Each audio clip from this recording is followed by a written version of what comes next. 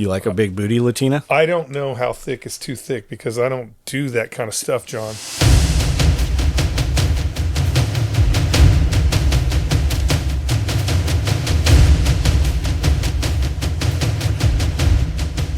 You've seen my rigs. Pulling the Thread Podcast, episode 140. How thick is too thick? You like a big booty Latina? I don't know how thick is too thick because I don't do that kind of stuff, John. You might want to ask Brandel. Well, he knows the kind of people. I just went ahead and got it out because I knew where you were going to go with this, but I'm talking about on the front of your armor or no armor. I mean, would you have gone out? Would you have went out of the base? Would you went on patrol without armor?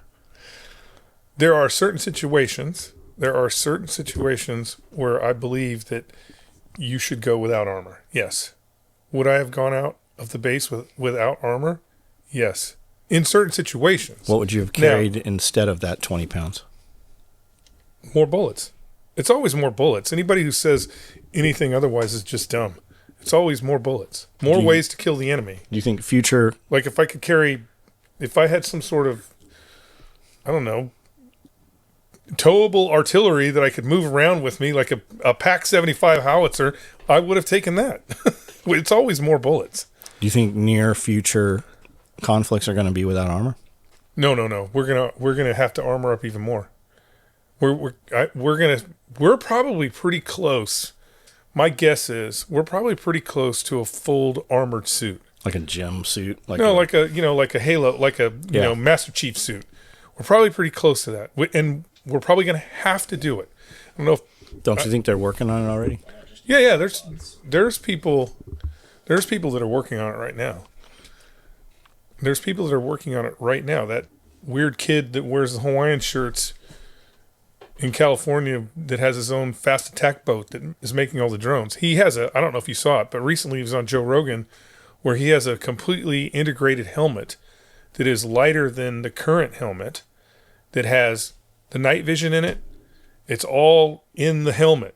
And so you're going to create a suit where, like, he's night vision helmet. He's got a chest plate that is a battery. Like, he's got all kinds of crazy shit. So in the near future, you're probably going to be seeing mech dudes. Like a full-blown armor, like a Iron Man guy. Yeah, kind of something similar to that. I say probably closer to like a Master Chief. And we are going to have to get our heads out of our ass. The United States is, because we are still fighting. Because we always do this. We are still fighting last year's war, and the interesting thing is next year's war is happening right now, like right fucking now, and we are not paying attention to it at all. We're just kind of we're meandering around what's going on over there. The Russians and the Ukrainians are currently averaging about 7 drones for each combat soldier. Meaning, when you're running across the field with your M16, there's 7 fucking drones chasing you to blow your fucking ass up. And nobody's come up with a solution for that. How many drones is it taking to kill a person? Well, they're using at least from the Ukraine's perspective. I don't know what's going on with Russia, but from a Ukrainian perspective, they're saying that there's about 10 drones.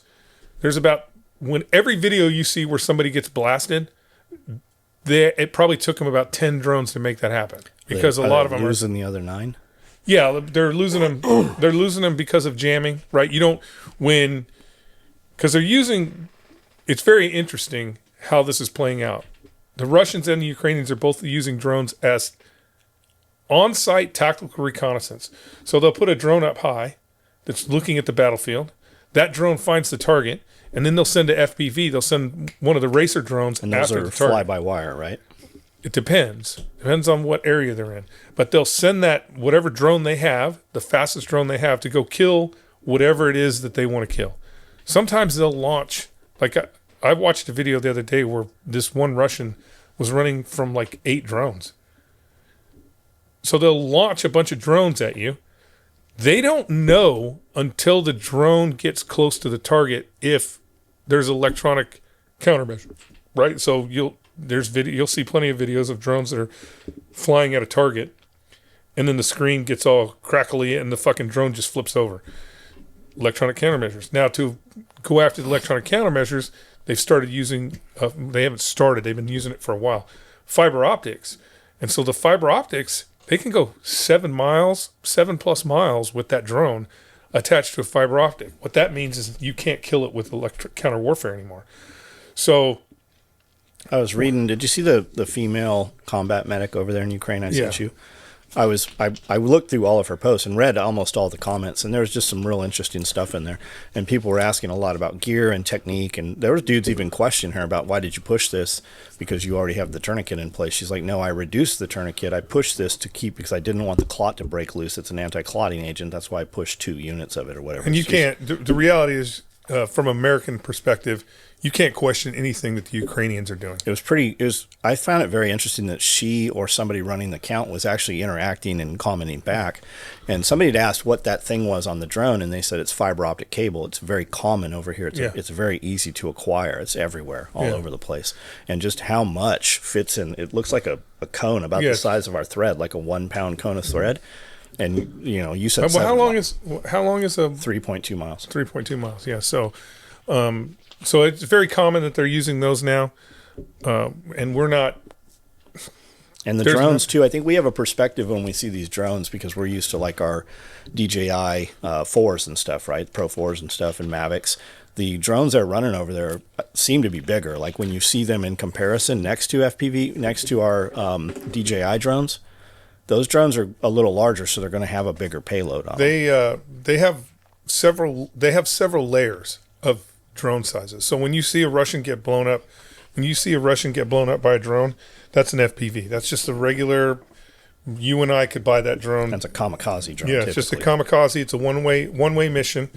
And then they have basically prior to the war, the Ukrainians had already been experimenting with farming drones. So they had drones that would we have them here. Would drop pesticides or whatever. And those are bigger drones. We saw them the size. We were right when we crossed into Kentucky, going up to Optimize U to see Jerry there. The GPS took us through some tobacco fields. I guess some of the few that are still there, and they had drones out that were the size of a Toyota truck that they were running pesticides and shit with. And so there's different layers of drone levels. They do a lot of resupplying with drones now. So they're using them they're using them for all kinds of logistical effort that we haven't even come close to. Like the reality is the U.S. military is still playing with drones like we're in the infancy of it. And the warfare of it is so much higher than what we are currently doing because we have a leadership problem.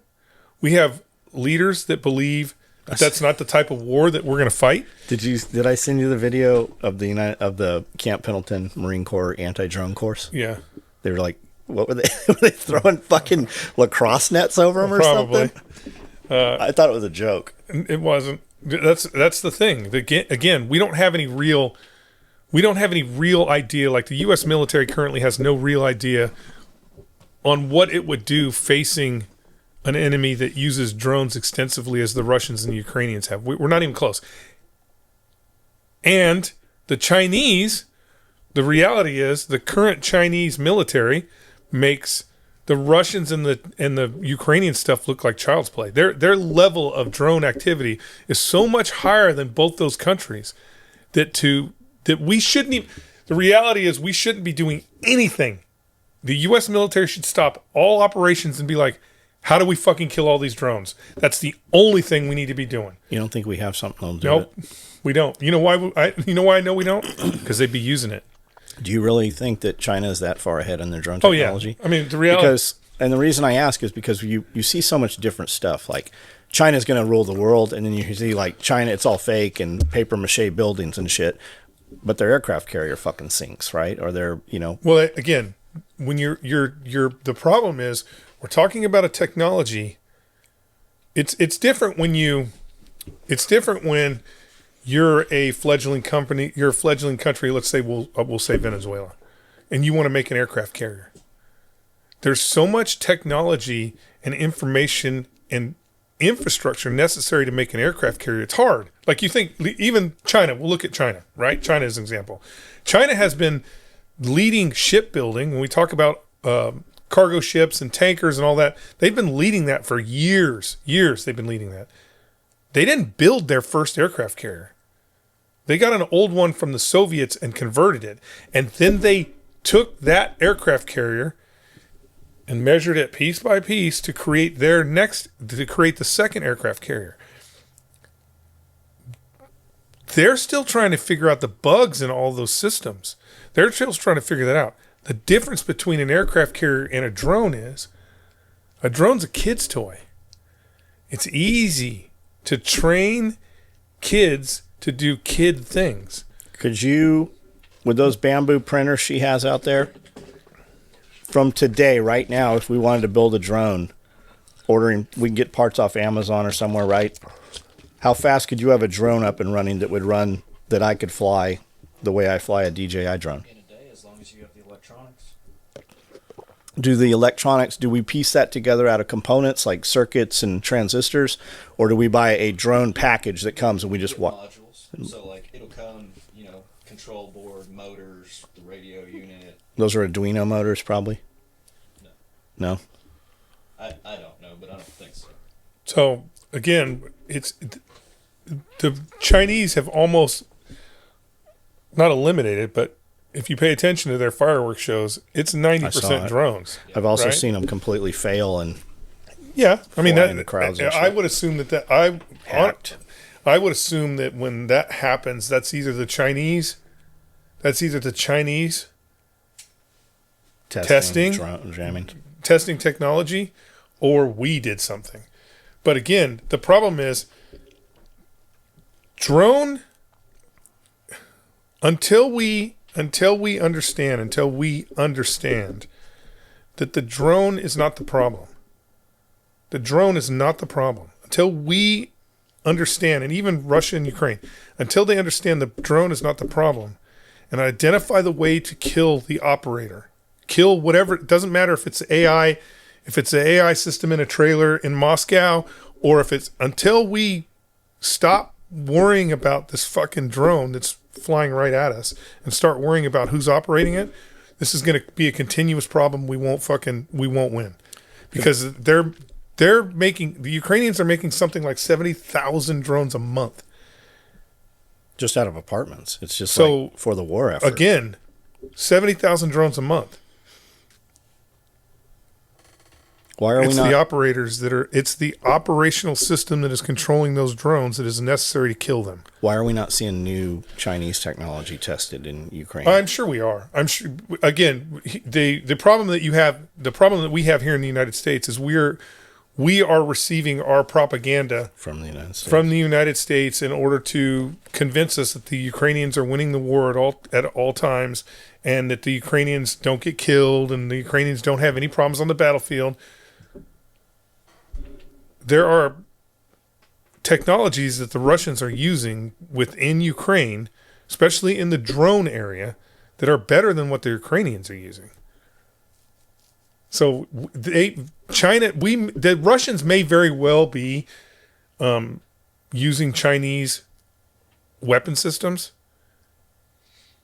that we just don't know about it, because the way the propaganda machine is, you can't show the Russians blowing up a fucking entire building with a drone. You can't show that because there's Ukrainians in there. Like when they did that helicopter assault, when the Ukrainians did that helicopter assault, the footage that we have. So when you see that helicopter on the ground and those guys get out of the helicopter and take off running, the footage that we see, that's from a Russian drone. The Russian drone was the one that fucking saw that shit. And then they systematically hunted down every one of those fucking operators. So was the helicopter allowed to take off? Yeah, it took off and flew away. I don't know why it was allowed to. Or again, I think from a military perspective, just forget about the end results. It was fucking spectacular and unthinkable that they did that. that they flew those Black Hawks in there, landed them, dropped those guys off, and flew those Black Hawks out. Because of the threat that's out there, right? There's nothing that Black Hawk doesn't have anything that's going to stop a fucking a drone, a tethered drone. Now they may have had jamming equipment on there to keep, regular operators from hitting it, but if it's fiber optic, it's going to get it. But what I think the realization is, it's one of those things. They've been fighting for 4 years, 3 years, something like that.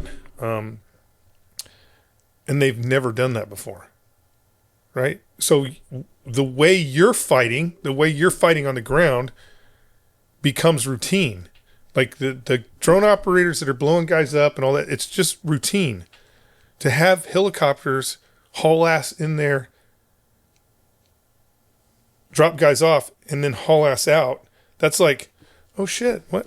That's some new shit right there, right? So the Russians probably, because the Russians have a heavy drone. I don't know what the name of it is, but it loiters on the battlefield. So it literally they launch it and it just circles and circles and circles until it either identifies a target or you identify a target for it, and then it'll fucking attack it. So my guess is none of those drones were in the area. The heavy drone attacks? Yeah. Does it drop ordnance? Or? No, almost all the real drones are kamikaze drones. They're one-way missions. So, when you see the lone Russian and the fucking drone comes in and drops a grenade on him, that's not. Yes, a kill is a kill, but that's not like a real drone. A real drone blows up a whole fucking vehicle. So, like you said, they should be testing anti-drone technology, right? But they've made it a crime to even shoot down your own drone here in the United States. So, if I owned miles of property and we're safely in the middle of the property, and I have a drone up in the air, even tethered, and somebody shoots that drone down or fires upon that drone with a firearm of any kind, it's a federal offense, right? And they're actually going after dudes shooting drones down and prosecuting dudes on those fucking FFA fucking regulations. Well, you have to understand that a drone, forget about warfare. Just forget about warfare. It's a great law enforcement tool, right? It's a great tool there's still some in there, bro. What are you doing? Give me that. Fuck. Jesus. It's a great law enforcement tool. And not only is it a great law enforcement tool, but soon John Willis is going to get his Walmart package from a drone that's going to either parachute it in or it's going to land. Got big enough property, it's going to land right there. That's what all that, people don't understand this. All that hubbub on the East Coast, all that hubbaloo on the East Coast were like fucking UFOs flying through New Jersey and shit. All that was the FAA testing large drones being able to fly down those areas and not interfere with anything that has to do with aircraft. That's why when they're like, it was close to the base. Yeah, because it's a flying UPS truck is what it is. It's going to be a flying UPS truck, and it's going to go from the airport to the hub. Why'd they try to be so secretive about it? I don't think they were trying to be secretive about it. The problem is so much stuff happens in the world that we really don't pay attention. And when it was actually, I'm going to fuck it up because I want to say it was NBC, but it probably ABC reporter who did what nobody does anymore and did real reporting and actually dug into the government expenditures. And 4 years prior, because everything that the government does is we budget for it 4 years in advance. Not only did NASA and the FAA go, hey, this is what we want to do, and put it out to private contractors, they funded it. Now, when you're in Congress, 4 years is a long time. And so I guarantee you, again, buried in appropriations. So buried in appropriations, they signed off on it. Just nobody knew that. I guarantee you that there are probably, I'll bet there's 5,000 government projects going on right now in the United States that nobody in Congress or the White House even knows about. Like, they're just like if they came out tomorrow and said, we have a a lion chimpanzee hybrid, everybody would be like, oh my God, crazy. And we funded it. We funded it in last year's appropriation bill. It's shit happens all the time. So that's all it was. Have you seen all the videos and pictures of dudes with multiple antennas up by their heads and shit, off their armor carriers and stuff? Mm-hmm. You used to see guys run dual antennas and stuff like on ambitters and shit like that. In one of the comments on that, somebody had asked in that chick in Ukraine, somebody had asked what all those antennas were, and they said it's droning, it's jamming technology. And then one of the other comments was, man, that put a lot of radiation fucking right by your head there. Yeah, I guess radiation better than... Yeah, radiation's better than a grenade. Or they're not even the reality is they're not even using, like, the guys that they drop grenades on can have a better outcome than the guys that they're using kamikaze drones on, because the ordnance that they're putting on those drones is a lot bigger. So it's, in theory you can survive a grenade. There are a lot of ways. Like you can throw it away. There's all kinds of ways that you can survive a grenade. Even a close impact with a grenade is not really supposed to kill you. It's a wounding device, right? So, but if I take a fucking 2 pounds of C4 and put it on the bottom of a drone and crash into your head, you'll be like, I wish I had the radiation. Is the purpose of the drone is to maim, so it takes two people to carry that person? No, that's not what the Ukrainians are doing. Right, but originally, like when we say hand grenade, right? Can they not make a more deadly, lethal grenade? They can make them. But again, what kind of happens is you start to get in the realm of, can you effectively employ it? I mean, the reality is the biggest advantage that in hand grenades was when we changed it to the baseball, because every kid can throw a baseball. It's the right size and it's the right weight, so you can get it to a good distance. They've made smaller ones, not so effective. They've made bigger ones. The problem with the bigger one is you can't throw it as far, and it's not as effective. So, the reality is, in all things, we think in all weapon systems, we look for an advantage of wounding people. So if you look at all the wars past, the number is usually X times 5 or 6. So if you have one person killed, there's 6 people that are wounded. That takes up resources. If I just kill you, there's no resources involved in that death. Yes, they have to train another you, but they are already training another you. If I shoot you in the leg, or, you survive somehow, there's all the resources necessary to get you out of the battlefield. That usually costs troops, meaning if John has to be stretcher carried out, that's 4 guys. 2 sometimes, but usually 4 guys, because we're using a bullshit stretcher. So I've just taken 5 people out of the battlefield just by wounding you.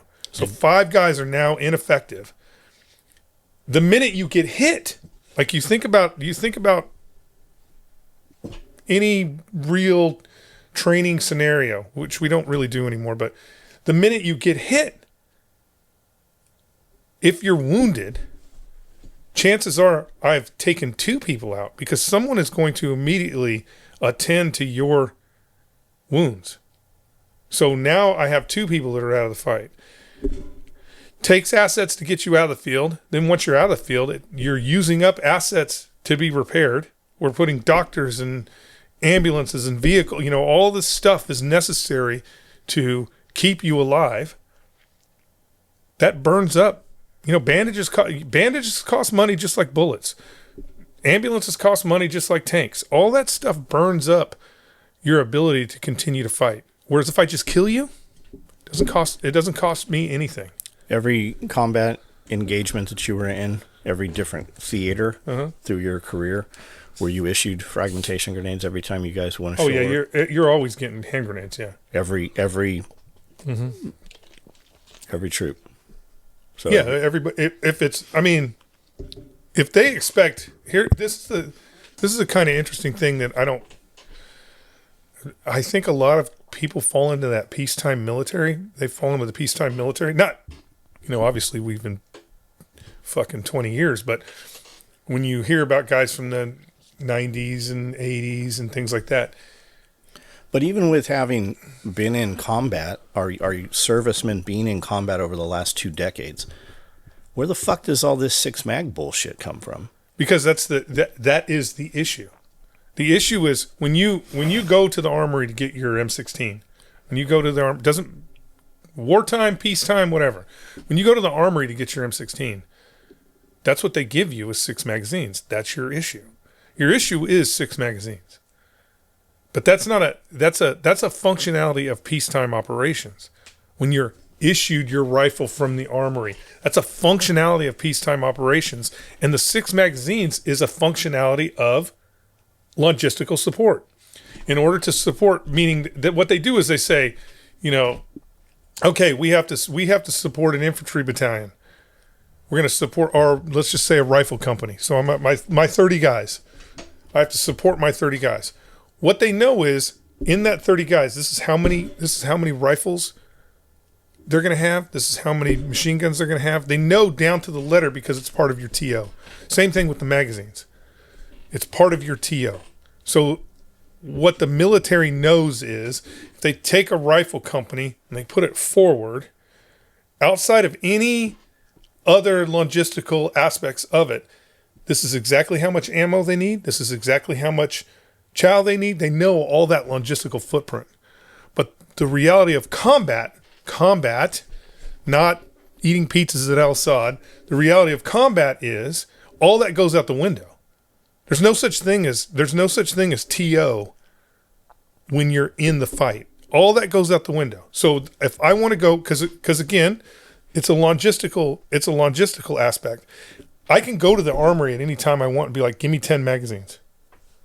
And the armor's going to go, here you go, 10 magazines. That's an expendable item, really. I mean, a lot of people don't know this. The M16 magazine was made to be thrown on the ground, not used again. So it's considered an expendable item. So I can go to the armory and get more magazines anytime I want. The armor's not going to be like, oh God, you have your 6, bro. That's all you get. Not going to happen. And there was never even in, I mean, you made me the rig of 17. That was peacetime. That was fucking peacetime. That was peacetime. Well, that's why I keep going back to this. And I would never... There never was a question of, like, the 6 mag thing. I never heard 6 mags until just a couple of years ago, right? And it was all the pushback when you said 22 mags. It was all those fucking Call of Duty kids. And that seems to have really been squashed now because there's dudes showing up even on those old videos going like, you don't know what the fuck you're talking about. Well, and everybody, even companies that were making 6 mag chest rigs, everything they're building for the last 3-4 years now is how do we carry 12 to fucking 16 mags. It's not their fault. Like, it's not Brandel's fault. Because Brandel joined the army in fucking 85. He was in fucking, Tropic of Thunder. They didn't go anywhere. He was in a line platoon. And the reality is if you're in a peacetime line platoon, that's all you're required to have is 6. So when you do your layouts, it's 6. When you do anything, it's 6. Peacetime military. He's never loaded more than 3 magazines with blanks. When he goes to the range, he only has to use 1 magazine.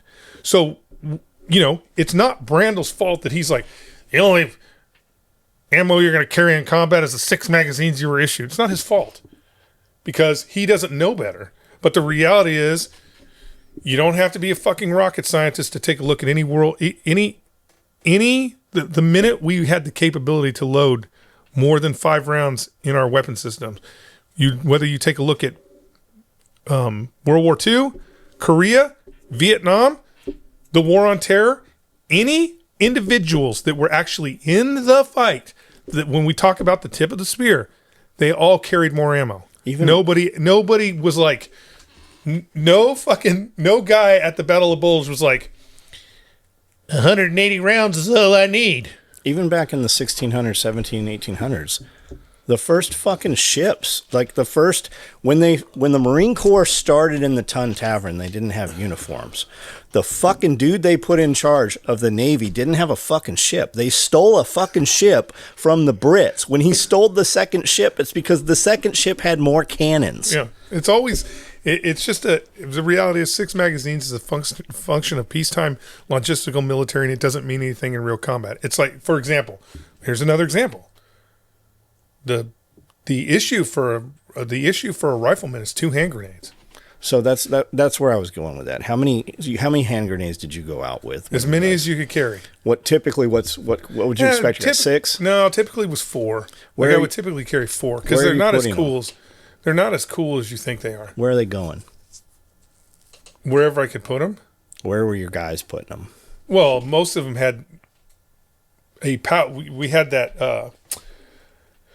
We had that Molly pouch. There was a Molly hand grenade pouch. So the reason I ask is when you look back in the 90s or you look at the old LC2 gear, right? Yeah. It was that 3-mag M16 pouch with that stupid prong closure that had 2 frags on every one of those, right? Yeah. And there was 4 of those motherfuckers. So that would have been 4, yeah. There was 4, right? So that dude had 12 mags and he had fucking 8 grenades and then he had 2 1-quarts and a butt pack. He had 6 mags and 4 grenades. Okay, so he's only carrying 2 of those. Yeah, you were only issued 2. So, give you an example. My rig when I was in stay with LC2, I had 2 LC2 M16 mag pouches on each side. I had 4 canteens and 2 butt packs. I was only issued 2 mag carriers and 2 canteens. I still carried all that because, again, my world...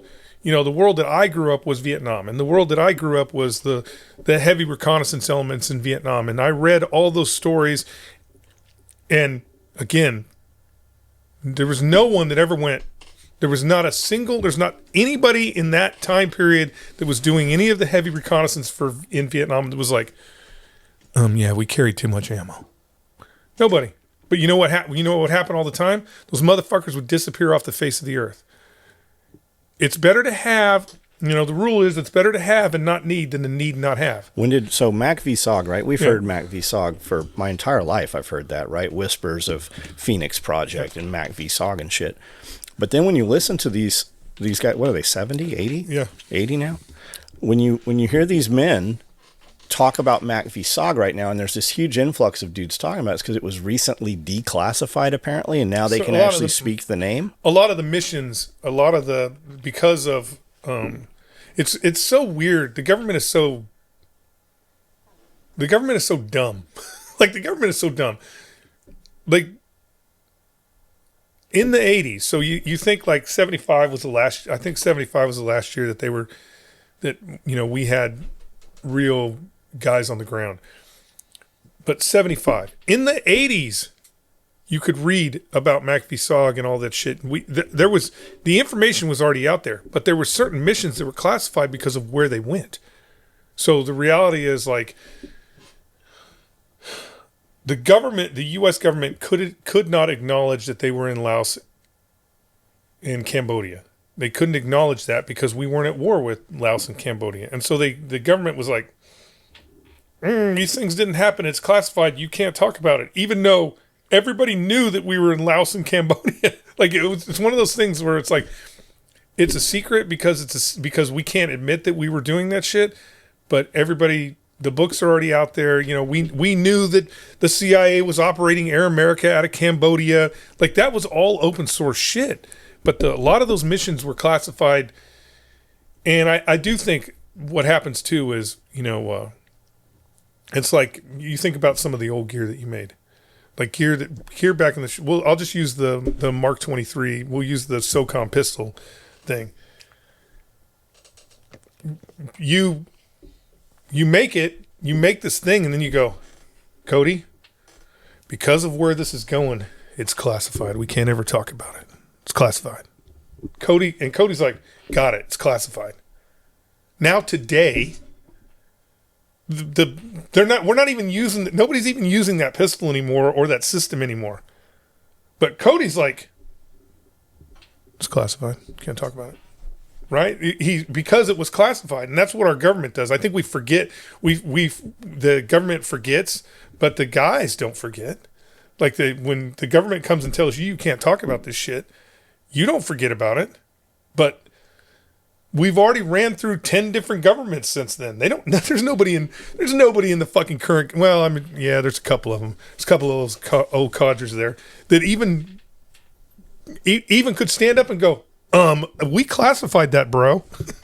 It's just dumb. So with those Mac v. SOG dudes, right? Yeah. We hear the guys talking and telling the stories now. How many guys do you think went missing? Like out of percentage wise of those dudes that went into that program? Because that was guys from all services. All services. And we know of 100 maybe, right? I don't know. I've never looked at the numbers. I don't know what the... But like how many of those... Because you hear these stories about whole groups that went out with the Montagnards and stuff and that's never seen again. Just gone. Just disappeared. You know what I thought was super cool reading that... Jack Carr's newest book, it kind of has jumped around and now it's gone back into Vietnam history. It was the main character's father coming up and grandfather, I guess. But talking about how when they would take a hostage and they'd grab an actual NVA guy and get him back, the one dude, I don't remember how much the CO got, but that Montagnard, he got gifted a Seiko watch, one of those 1963 Seikos or something. And so I was curious. I'm like, because they're all wearing Rolexes in the book. What is the feasibility of finding one of those 1963, 65? And they're out there. They're fully, you can get them, and they look like they are from 1965. But that Seiko is out there also. You can still buy that old Seiko from that time period that was passed down from somebody's grandfather. They're on eBay. You can find all that shit. Yeah, that's cool. I just find it super interesting. When I had access to those guys, right? When those dudes were still walking around and I'd go on base with my dad and see, guys that had actually been in Vietnam, I had no interest in it. Well, my cousins did. Every Sunday when we go to potluck dinner at grandma's house and all the families would get together, they were always watching war movies and I had no interest in that. That was all that was on the television. And now that those men are all gone, now all of a sudden I'm like, why the fuck didn't I ever talk to those guys? Why didn't I spend time? I was talking to Richard across the street, who I got my first HK91 rifle from. My mom bought it from him for my birthday. And he had been in Vietnam. And I was talking modern guns, right? I had no interest in tactics or any of the, just how things were. That's all I was tactic. All I wanted to know was how they went, how they lived, how they survived. How many casualties from a special operations command. Mac v. SOG had a ton of casualties, but from big army casualties, it's probably not as many as we think, because when those guys would go in, it would be, typically it'd be five or four American service members with Montagnard. The heavy would be the Montagnard. It wouldn't be the American service members. The American service members were there just because they knew what they knew what everybody was looking for. And then the Montagnards were the fucking heavy part of that support, right? And so when those teams disappeared, 5 guys disappearing is a lot in a special operations command, but overall it's not that much, right? So, I don't know what their numbers were that they lost, and I'll bet it's technically classified. But I'm sure it's not as big as we think. It's not as big as we think, because when those units would disappear off when they would get in contact and then just disappear off the face of the planet, that was kind of a big deal. And so we know about those guys that just disappeared. So if it was a lot, we would know a lot, right? Was Billy attached with those guys at all? No, Billy was part of Brown Water Navy. So he was all in the Mekong Delta and in that area. Do you know that there's a ferret for sale out of Battlefield Las Vegas right now? Is it his? I bet it is Billy's. He drove that. He used that. He had it. So Billy had this. I think the ferret was the first armored vehicle that he bought. And he got it licensed. He got a license plate for it in Vegas, and he drove that motherfucker around as a daily driver. Yeah, he drove it to work. He drove it around saying that. He drove it around as a daily driver, and everybody was just the city council was bitching about him driving that thing around. Oh, Billy, man, what a great guy. What a great guy. I mean, I don't like sailors, but Billy Stojak he was something else. He was something else. Yeah, he was fucking awesome. He just drove it around as a daily driver. Oh, shit. I wonder if that's his. There's another one for sale right now for 60 grand, which is really high for a Ferret, but dude, it looks brand new. Somebody's like completely redone the thing. It comes with a bunch of extras and stuff, extra power plant, and beautiful. Normally you see them and there's just like, it looks like somebody's rolled house paint on them, Yeah. There's just paint after paint after paint, and they just like brush that shit on. And the reality is they're really tiny. Yeah. Like they're tiny. Like hot, loud. I thought that there was I still fantasize about like having a Ferret or something like that. And, at the time I was like, fuck, there's no way me and Leo could fit in this thing. Like we couldn't fit in the Ferret. He'd be, even if I could get in the driver's seat, Leo would be 3 feet above the turret. They're just so tiny. Is it only 2 people goes in it? I think It's 3. I think it's a crew of 3, but the British people in World War II must have been, that must have been the army of Elvins, because those vehicles are so tiny. I just saw a Saracen for sale. Yeah. I just saw one of those the other day come up. That's weird. That's a weird vehicle because it has Billy was telling me about it. It has a winding gear in it, and the gears will wind up, and you have to relieve the tension. I can't remember how he said he had to do it, but again, he had a Saracen. I just saw one. I think the Saracen had a 5.9 Dodge power plant. Yeah, a lot of people will rip the power plants out of those foreign vehicles. Because again, how do you get fucking parts for a Rolls-Royce World War II engine? You got to get it from Britain. Blah blah blah. Like you think about the guys up in Minnesota that have the tanks, all the Russian tanks. The first thing they do is rip those power plants out and put Caterpillar power plants in them. Because again, there are people who can work on them. The parts are available. So sometimes a power plant upgrade is necessary. You just got to find a guy to make the part for your old engine. Yeah, There's a dude somewhere doing it. not really. I don't think so. I think they all transitioned To what? to girls. all the dudes that could make Rolls Royce motor parts. They all transitioned to girls. There's none of that out there anymore. Do you think there's no men like that anymore? Like just fucking old crusty. There is, but we just don't. Do you think we don't make them anymore? Like we don't allow them to fucking exist any longer. We definitely don't make them anymore. Because we did child labor laws and didn't allow them to in the coal mines. The reality is, if you think about those guys, those guys that are like, I'm just going to take like his dad, right? They grew up in a time period. Where, while people tend to try and do this thing where they're like, a loaf of bread was only 50 cents in, the 1950s. Yeah, they only earned $1, so of course it was 50 cents. But people that grew up in that older generation, older than us, they needed to keep the Maytag washing machine working. They needed to keep the car running. They needed to keep these things functioning, because in that time period, the 50s and the 60s and even early 70s, things weren't made to throw away. They were made expensive. They weren't super expensive, but they were made. When you bought a refrigerator, and you thought that refrigerator is going to be with me forever. And so when the refrigerator went out, men had to figure out how to fix it. And so that's what created that generation. And then, in the 80s, in our time, late 80s, early 90s, everything became disposable. Is that because of China? Yeah, it's probably because of China. Everything became disposable. So I didn't need to fix the washing machine, because the washing machine was only $200, so I could just buy another one, right? Same thing with the refrigerators. Like, refrigerators are only supposed to last 5 years now. So everything becomes disposable, and because it becomes disposable, young men aren't tinkering with stuff to try and get it back working, because it's that thing where it's like reloading right now, right? Reloading there used to be a serious cost savings in reloading your own ammunition.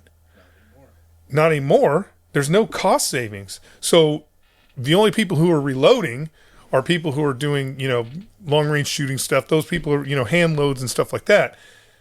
I know there are people out there that are reloading, but for the most part, reloading it's gone away because it's just easier and cheaper to buy the ammo. Prepper compound. Yeah. You've won the lottery. I've won the lottery. You've got all the money you want. All the money I want. All of it? You've got your 1,000 acres and you've got your compound set up and shit. Mm-hmm. Where in that evolution from start to finish would you put in a reloading shed, building, facility? Like, would you even have it? I know you would for precision type stuff, but probably wouldn't even have it for precision. I probably wouldn't even have that. If I have the money, then I just buy it. I would be like, Kent, here's a pallet of money. Make me a bunch of fucking ammo, right? Or you know what I'm saying? I wouldn't be down there going clunk because reloading is actually pretty boring. Well, I think a lot of people don't realize that when you look at reloading, for instance, like top of the cream of the crop for most people is Dillon Precision, right? Yeah. You've got that Dillon, you plug it in, it basically fucking shits out ammo, right? You don't even have to pull them, some of them, right? Yeah. They have a motor on them. You can buy, like just like that big Dillon, there's a commercial version that made military ammunition. Mm-hmm. We have a friend in Florida that makes ammunition. You can buy that machine. They come up for sale. I saw him sell some of those fucking machines.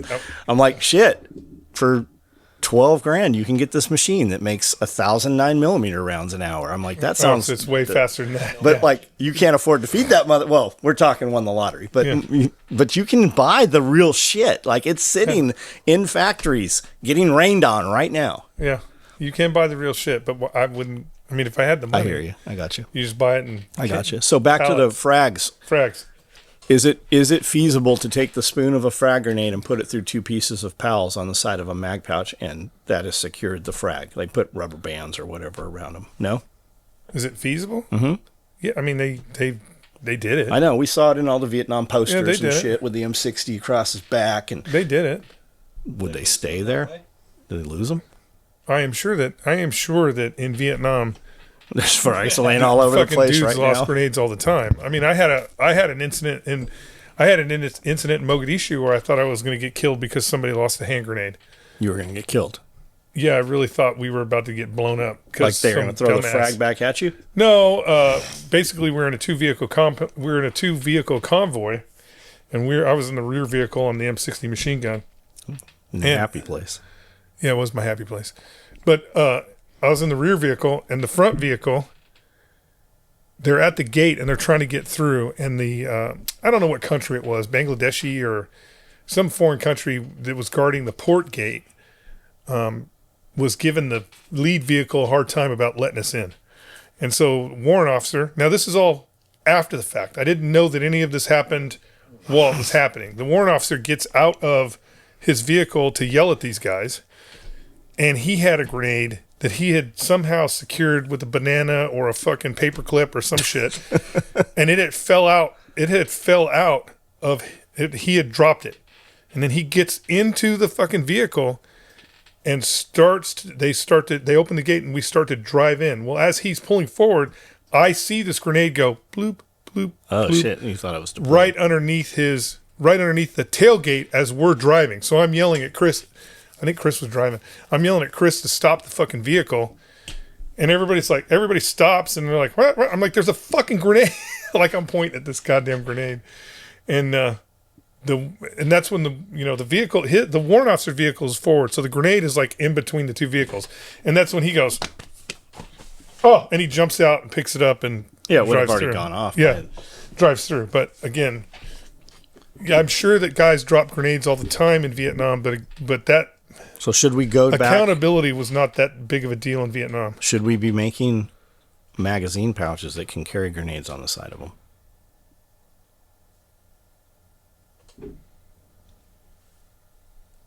I don't know. I haven't been in the military in 100 years. My perspective is none of my shit is set up to carry grenades. I do have mag pouches that have the pals on the side. Well, I will tell you this. That's why the 17 mag rig got hung up. Was because an opportunity came for me to carry grenades, and I'm like, 37 grenades. I gotta fucking put these in my pocket because I didn't have anywhere to keep. Because again, when we made that rig, I wasn't thinking. I was thinking. The reality is, my head was peacetime military. I wasn't thinking that I was going to get grenades. So, yeah, that's one of those things.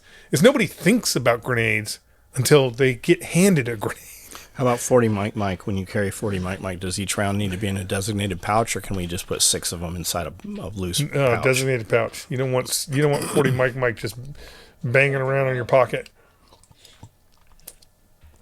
Not because of the danger of it. Because it's just the problem with 40 millimeter grenades is they're heavy. And if you let's say you put them in a canteen pouch, right? You have a canteen pouch full of 40 Mike grenades. That's going to be this weight on your side that is going to be doing this. And because they're loose, it's going to be clickety-clack, clickety-clack. Those grenades need to be individually secured. They just need to be individually secured. And the reality is they need to be individually secured and they need to be indexed because of how you're using the grenade. If you got to fish around, you can do it. You can do the fucking shotgun drop pouch with the fucking full of grenades and still make it work. But why would you do that? That's what I'm talking about, spent mag. And why would you do that? So what if we took a piece of foam that inserted into the spent mag and just had fucking slots, holes for 6 rounds? Nobody would use it. Okay. So the problem is, again, 40 millimeter is just like hand grenades. It's this thing that the military uses. It's out there. Like the Marine Corps now has the cute little fucking HK grenade launcher. It's this thing that's out there that we use, but in peacetime, you don't ever carry them anywhere. So is single round grenade launcher gone? No. The Marine Corps has the little HK, and that's a single. That's a single shot side opener, I think. So you're not talking about that. No, I think they still have the big ass drum one, but that's more crowd M203 shit. The M203, the M16 M203 combo is gone. It's just a grenade launcher now that I think they get.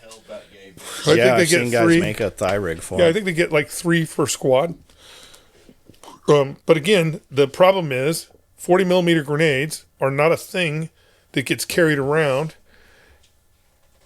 You go to the range, you lay them in front of you, you shoot them out your grenade, or your launcher, and then you go back. You don't ever carry them anywhere. So people don't think how they're going to carry those things until they're there and they get issued the fucking grenade, and they're like, what am I going to do? We did land warfare vests for the SEAL teams, which were 10 mags, 2 and 3s.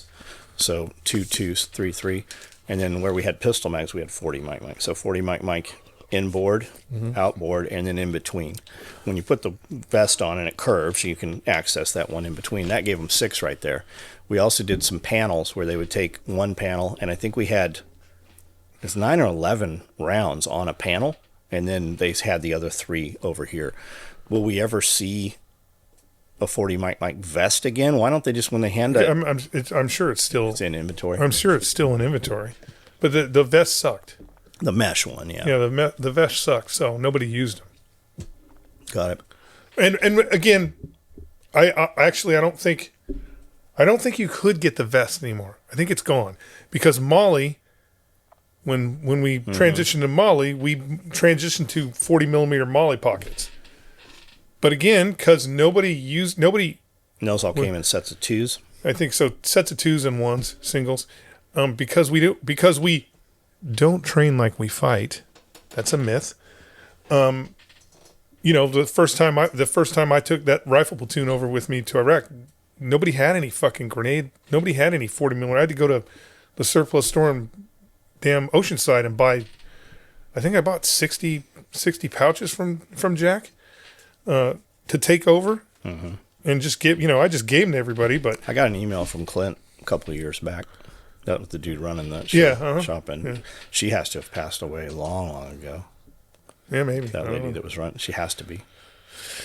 The last time I was in there, do you remember the little short guy? I don't know if there was a short guy. He was short. He's shorter, but he was like, "When's John gonna make me some belts and shit?" I'm like, that's probably Clint. Like, I don't know, man. This had been years. So that was the store I bought those 40 millimeters from. We just don't train like we fight. I guess it's kind of hard because, again, you know, if I was going to give you a loadout of 40 millimeter, I have to break that out.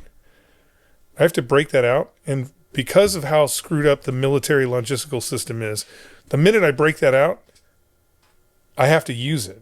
I can't break it out and then be like, guess what? We only shot 10 40 millimeters because that's all that the training required, and turn it back in. I can't do that. I have to once I break it out, I have to use it all.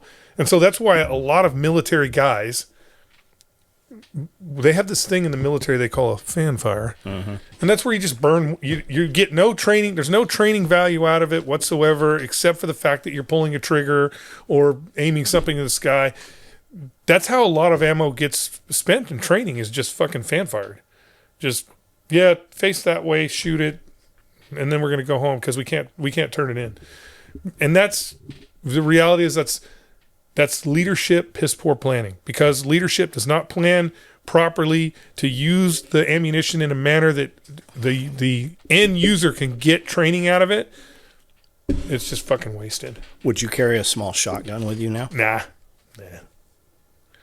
I can't leave my pistol behind for really dumb reasons, because the reality is we shouldn't even have them. Pistols? Yeah, we shouldn't even have them. Yeah, but I remember you saying you wouldn't carry a pistol because you could just carry another M4 mag. I said you shouldn't carry a pistol because you can carry 2 more M4 mags for the cost weight of that fucking pistol. But because of my lineage and because of where I would bring a pistol anyways, I would feel weird. I would be bringing it totally for no reason. Like, there's no reason to bring a pistol to combat, none whatsoever. But I would feel weird, so I would bring it anyways. Where would you put it? It just depends on what I was doing. Like, I carried him up here. I carried him on my side. I carried him in my pack. It just depends, because you just feel I just feel weird that I don't have a pistol when it's really dumb. I know mentally it's dumb. I shouldn't have a pistol. So do you have 3 mags for the pistol also? Yeah. Oh yeah. No. You know me. I had 4 mags for the pistol. Right. I had more. Just more. Don't offer me a law, because I'm going to take it. Remember the mesh vest, right? The Eagle TAC V1 had 6 mags, 3 and 3, just flats, and then it had the utility pockets up here. It had like dual pistols, but then they had the NU or whatever, and it had this utility pocket. But when you Velcroed it up, there was 3 slots, elastic slots for pistol mags right there. Yeah, pistols are dumb. I mean, unless let me just specify this. Very specific mission set requires a pistol. Very specific mission set requires a pistol. Tunnels. 99% of the U.S. military does not do that specific mission set and doesn't really need them. Doesn't need them because they're not effective. The reality is they're not effective. They're not effective on the battlefield. It's the classic. What was that Eddie Murphy movie where he played a gangster? Where anyways, Eddie Murphy's a gangster, and these other gangsters they're going to shoot him. They're going to ambush him. You talking about the pew pew? Yeah, and everybody's shooting the Thompson Harlem Nights. Harlem Nights, and that one guy's like pew. The 32. Pew. That's exactly what a He pistol in combat's like. toe. It's like, you're wasting time and energy carrying that thing. You're better off just grabbing an AT4. So, I mean, I know there's going to be all these wannabe warriors out there. And you're like, oh my God, I can't believe you're shaming the pistol. The pistol's, it's worthless. Like even tunnel rat. There are better options there was not better options in 1968, 1969. That's why you see those guys with the worst flashlight ever built, and a 1911. Because that was it. They have that angle head flashlight. Yeah, the worst flashlight ever built, and they would have been better. They would have been better served with a Thompson submachine gun and a candle. The Boy Scouts had better shit. Yeah. So, but now there are better options than going down there because again, pistol's dumb. It's just a a purely, the rationale for a pistol is a purely self-defense weapon that we created to be as comfortable as possible, right? It's the thing you put in your pocket, and so you can go, oh, I feel real safe right now because I have my little pocket pistol. Like back in the day, that's what they were called, was pocket pistols. So, anyways, enough harping on lame Glocks. So do you think Mexico's being overthrown right now? Nah, they're just getting their haunches up. No, I mean, they're pissed because their fucking president, Scheinbaum, who's Israeli. Well, no, their president is run by the cartels. So yeah, she's a Jewish chick. They killed what people seem to not know or forget is that weekend before she took office and was elected, they killed 46 other people in like it's a 2-week lead up to that time. They killed 46 other politicians that were supposed to be president. Yeah, it's actually common knowledge that you cannot. I hate to disparage the political class in Mexico, but you can't be in politics and have any position of power in Mexico and not have the hand of the cartel in your pocket. You just can't. It's bullshit that anybody down there waves the flag and says, "Oh, I'm here for Mexico, not the cartels." It's not true, because the reality is, and I'm not trying to disparage them, they have no choice. They have no choice. They would be killed otherwise. They would literally be killed.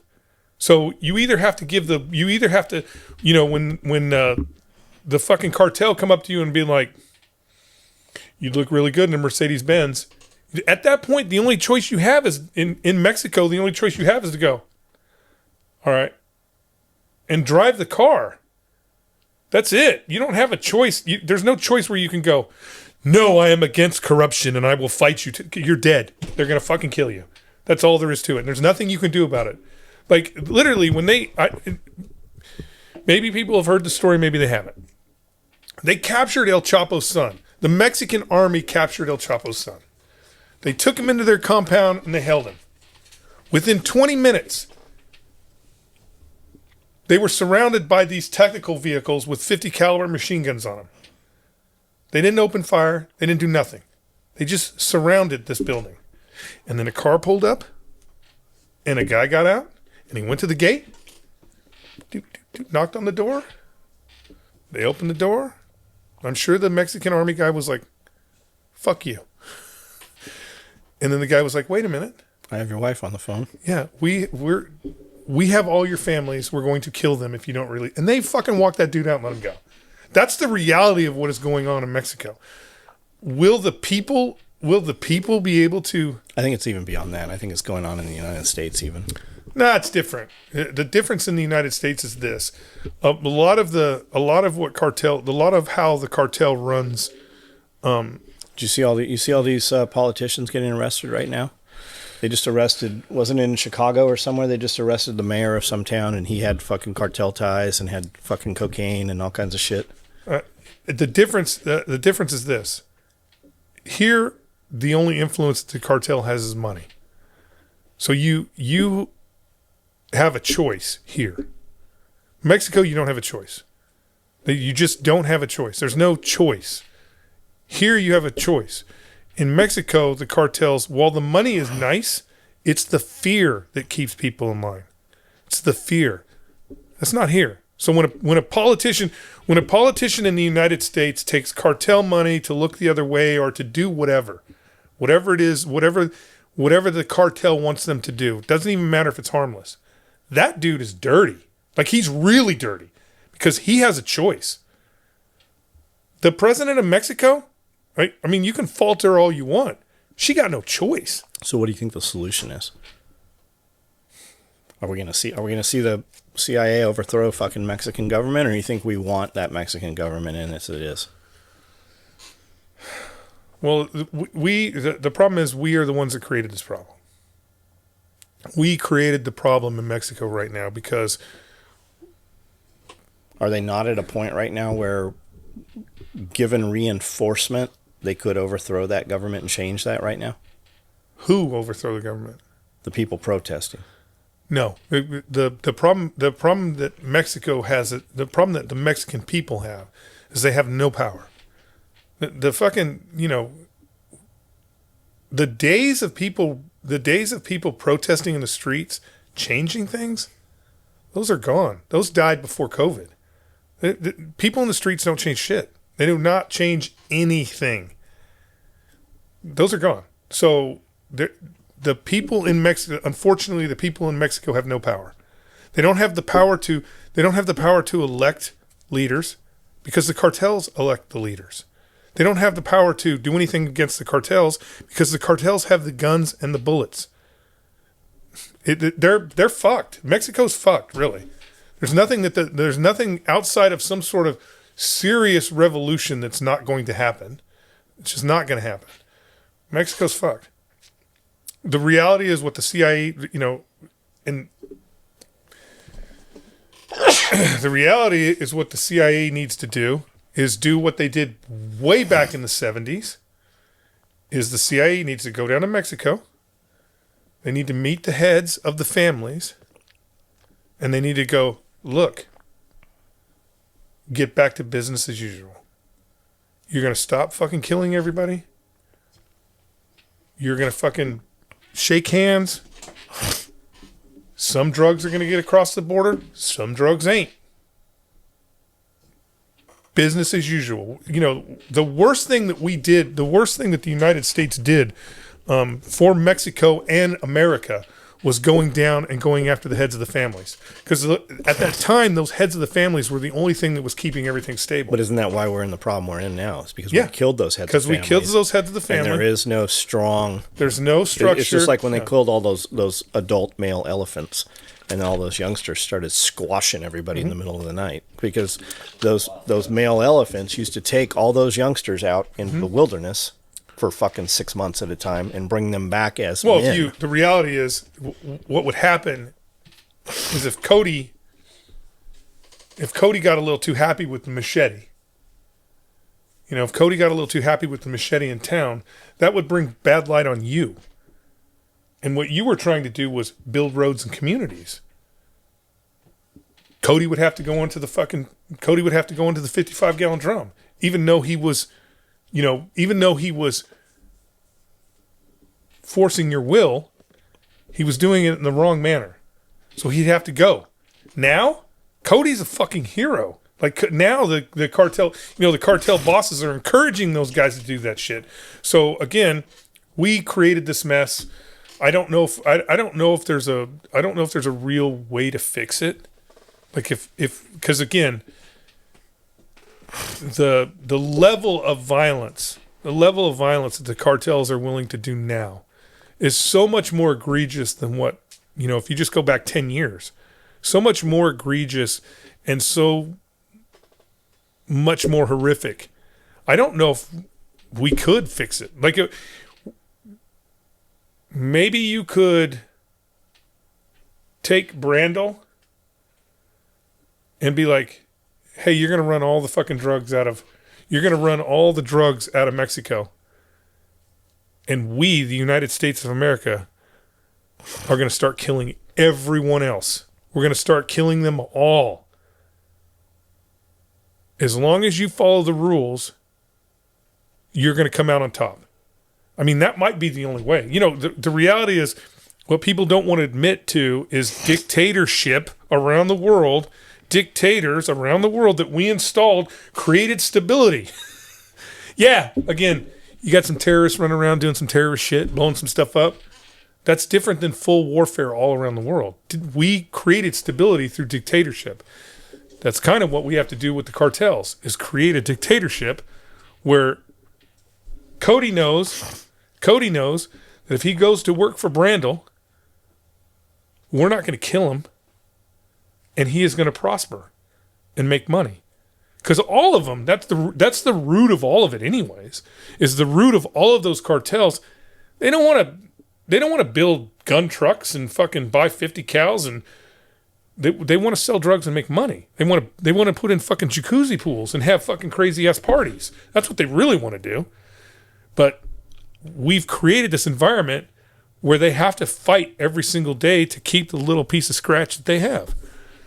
So ultimately, I think that's the only way, because the Mexican people can't do it. When do you think they're going into Venezuela? I don't think we are. I don't think we are.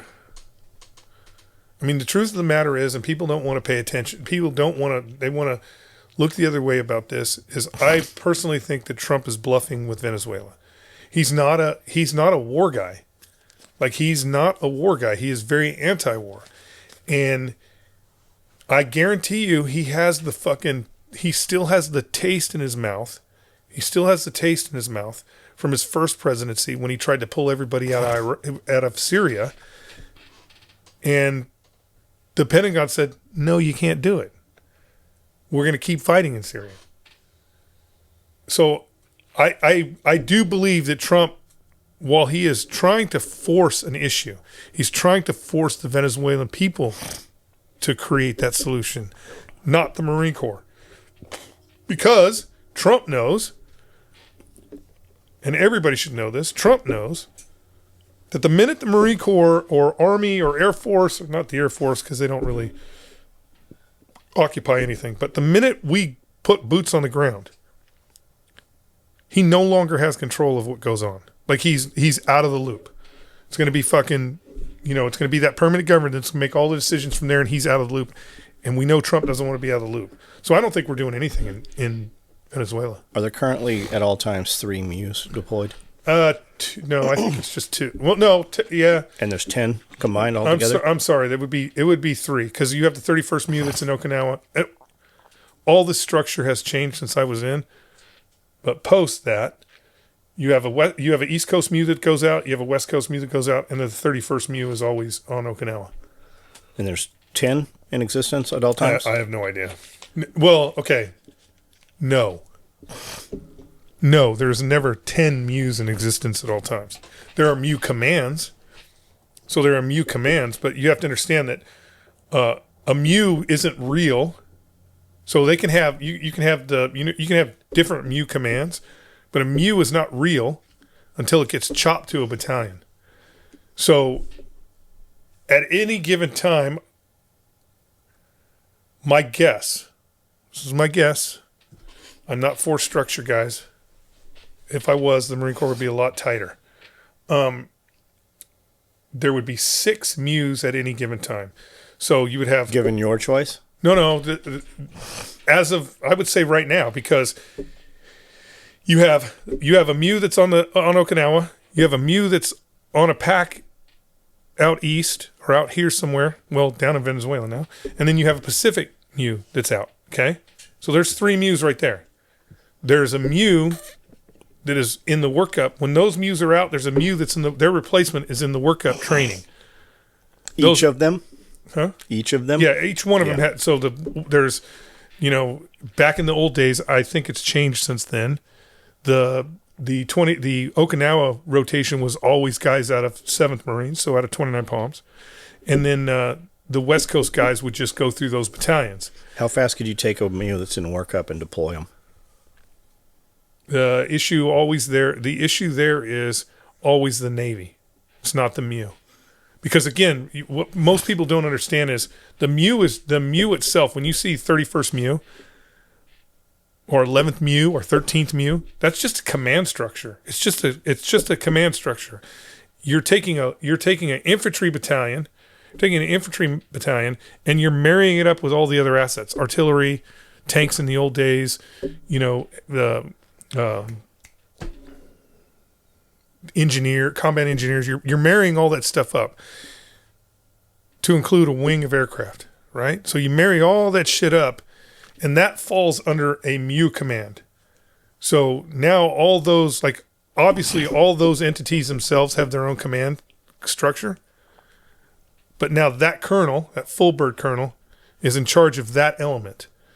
So it's just when you hear 13th MU, all it is a command structure. They don't bring any fight to the game except for command and control, meaning that MU commander has the capability to go, I don't know, F-35s, you're going to let the You're going to let the infantry guys fly your jets this week. He has the capability of doing whatever he wants because he's in charge of that element. Does the MEU control Navy air assets or only Marine Corps? Only Marine air set. Only the assets that are under. Don't look at it as aircraft. Only the assets that are under the MEU's umbrella. Everything outside of the MEU's umbrella, he has no command over. Will they have assistance from Navy? They can have. Yeah, they can have. We can have a carrier group. I thought I heard that they just requested 3 more active MEUs. Well, they might have, but that doesn't mean anything. I was just curious. I Googled it this morning. They said there's 3 in deployment at any time. Your problem is... And then there's like 10 others. Your problem is not... Your problem is not the ground combat element. Your problem is the Navy. Doesn't the Navy have ships right now that they can't man?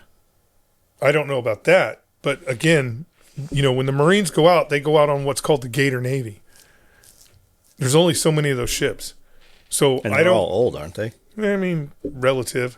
Let's just transport back and forth. Yeah, they have a mini aircraft carrier that's got LHA. They get LPD. I don't know if they have LPD. I don't even know what they have anymore. But the Gator Navy is unfortunately very shallow in depth when it comes to ships. So you could ask for, let's just say 6 MEUs. You could ask for 6 MEUs. You could be like the president tomorrow could go, I want 6 MEUs down in Venezuela. They don't have the ships. They don't have the ships. They could, I think they could fly somebody somewhere and stuff. But that's can the president command a MEU without going through Congress, or is there some reason? It's the Marine Corps. The Marine Corps. The president has the capability of use. It's under the War Powers Act, I think, but the Marine Corps can be used for 90 days. That's what's happening. Well, no, he doesn't have to. Because they're not conducting combat operations. They're just on a deployment, right? So that's the interesting thing about a MEU. So like when a MEU spins up, they have an idea where they're going to go. Like for example, for the longest time, all we were doing was, we were a cool Marine Corps and we used to do Westpacks and just go hit all the cool ass places in the Pacific. And then the Persian Gulf War happened and all that shit ended. All we did was go to the fucking Persian Gulf and hang out in the fucking Persian Gulf. So that changed our destination. So Westpac ceased to exist at that point? They still call them Westpacks, but it was a Westpac to the fucking Middle East. Did Marines get Westpac jackets? Yeah, when we were going to the Philippines, we'd have them made. But I don't think anybody. We were talking about that earlier, Cody. I don't even think the Navy does it anymore. When we were looking at that old gear today, Cody's like, "Don't you have one of these?" It was a leather bomber jacket, and I said, "No, I have a couple like nylon bomber jacket." I go, "I had a couple Westpac jackets that I just got like in massive gear trades and shit. Those were they always had cool like embroidered dragons and shit." And I said, that shit was made by hand, like. That shit was made back then. There wasn't even like an embroidery. There were no computerized embroidery machines. No, so some ladies did all that shit by hand. The goal at that time was the day one you would get there, and you would drop your jacket off, so that at the end of the week they could have it done in time. Wild. But yeah, so the MEUs are just command structure. It's not really the teeth. The teeth come from the battalion, air wing, artillery. All right, Epstein. What about him? He's dead. I don't think he's really dead. He's dead. I don't fucking think he's dead. I don't think he's dead. So Congress voted all but one. Yeah. Whatever. To release the Epstein files. You know who the dude is that voted to not release? No. Clay Higgins. I actually like Clay Higgins. Clay Higgins is the dude from Louisiana. He was always saying very pro Second Amendment shit. He was the one that I'm challenging gremlins, the street game, the gremlins, and he's like, "We're coming after you. We've got your phones, we've got your guns, we're taking your girls." Because he understands the. Okay. Our problem with Epstein, our problem. Right. Our problem with Epstein is we want bread and circus. We want bread and circus. We want bread and circus. We're not concerned with the victims, the people who need to be prosecuted. We're not concerned with any of that. That's why it's always like the list. The list doesn't prove shit. Crimes Investigated crimes prove one thing or the other. Yeah, what's Ghislaine Maxwell in prison for? I mean, I know she's in prison for sex trafficking. Right. Who were the fucking clients then? Why aren't they in prison? Well, according to the way they've run it, it's just Epstein. She was doing all that for Epstein. But again, it's the bread and circus of it all. That's what we want. Where when you think about from a law enforcement perspective, because again, I can't think of his name, the fucking whoever the current Speaker of the House, he lays it out. He's like Johnson. He laid it out before they voted. He's like, if we release all this, what we're doing is we're unmasking all the victims. So now everybody's going to know who all the victims were. A lot of them are still masked, so we don't know who a lot of the victims are. We're going to unmask the victims, and we are also going to jeopardize any cases that are ongoing currently. So meaning when they do this, they already have, I think, when it comes out, if Brandel had no idea that the Justice Department was investigating him for crimes that he may have committed with Epstein, he now knows. Like, that information is going to be put out there. So again, we want the bread and circus of it. Here's the lowdown, guys. Nothing's going to happen. Nothing's going to happen. This is just a way for them to make No it one's go going to go away. to jail. Nothing. Nothing's going to happen. So It's just a way for them to make it go away. well, from a Trump's perspective, like if I was Trump, You're not going to find out who any of the fucking criminals are. if I was Trump, I would want to release it too, because people are preoccupied with this thing that's not. I don't want to say it's not real, because there are real victims and real people committed these crimes. But what I think, again, what they are hiding is not the crimes against young women. They're not hiding the crimes against young women. They're trying to hide the financial crimes that Epstein was doing with Bill Clinton, Netanyahu, with all the power players. He was doing financial crimes that were way bigger, in the trillions of dollars. That is really what they're trying to keep people from seeing, is how fucking intertwined Epstein. I mean, literally, when they were trying to prosecute Donald Trump, the Democrats were texting Jeffrey Epstein, the already convicted pedophile. So again, this is super deep. Nothing's going to happen. And the reason why nothing's going to happen is, when it comes to the letter of the law, the Democrats use the letter of the law against Republicans because Republicans still believe in law. They still believe in it. So they use the letter of law against Republicans to get their will done. Democrats don't believe in the law. They don't believe in it. So you can't do anything to them, because they think that the things that Jeffrey Epstein did was okay. They think that it was okay. Pedophilia in that part of society is an acceptable thing. Take a look at Hollywood. Almost every fucking actor in Hollywood was a groomer at one time. So again, you can't really say that the Democrats are concerned about any of those victims and who victimized them, unless they were Republicans. If they were Republicans, then you will hear the Democrats, but they're not going to say anything about the 19 times Jeffrey Epstein went to the White House and hung out with Bill Clinton and Hillary Clinton. They're not going to say anything about Obama communicating directly with Jeffrey Epstein. They're not going to say anything about all the times that those liberal Democrats were on the planes flying down to Lolita Island. They're not going to say anything about that, because again, they don't believe that they did anything wrong. Even Bill Clinton, they don't believe that he did anything wrong. So again, it's only Republicans that go, oh my God, he went down to Epstein Island. We should do something about that. Not Democrats. They don't give a shit. They've known about this for fucking 8 years, or even longer than that. So again, nothing's going to happen. There's not going to be any prosecutions. Yeah. So I don't think any. You're going to have some. You're going to have some grandstanding. Obviously, you might have a couple of people be like, they're going to say, oh, they're going to step down from this thing or that, or there's nobody that's going to go to jail. None of them are going to go to jail. So what about banning all the hemp and CBD? What the fuck's that all about? To reopen the government, that was snuck in at the back end apparently, and written in there. It has to be a competing. It's a competing interest. So when you think about CBD and hemp, and it's a competing interest probably with the tobacco industry, and they have a bigger lobby, and so they're shutting down legal marijuana also, because there's some speculation that this has to do with going no after like liberal states and stuff. No one's shutting down. Nobody's shutting down marijuana. As a matter of fact, I will be extremely surprised if Donald Trump does not legalize marijuana. But nobody's going after. And I will say this: so if marijuana is legalized, how the fuck can they ban hemp and fucking CBD then?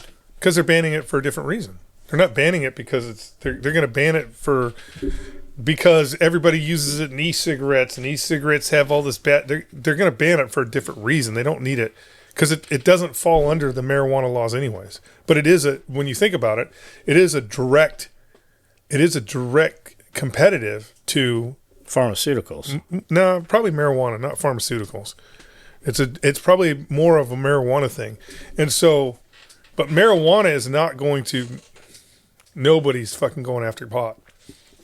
That ship has sailed, because what most people don't understand is the tax revenue from marijuana sales is really what's keeping, like when you think about like California and these liberal states that did marijuana first, Colorado even, it's the tax revenue that's keeping those states afloat from marijuana.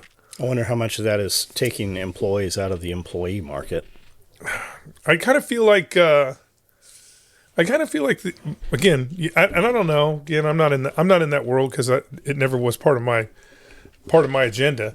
But I kind of feel like the people who are in that market, like outside of upper management, right? Outside of upper management, anybody who's running a store or anybody who's part of the grow op. No, I don't mean there. I mean just general employees, and like when you hear the fucked up economy right now, it's not necessarily the economy. Motherfuckers aren't working. The unemployment rate is. But that's what I'm saying is when you're talking like your baseline employees, okay, that work in a dispensary. Again, this is just my opinion, and I'm sorry if you're a fucking hardworking American.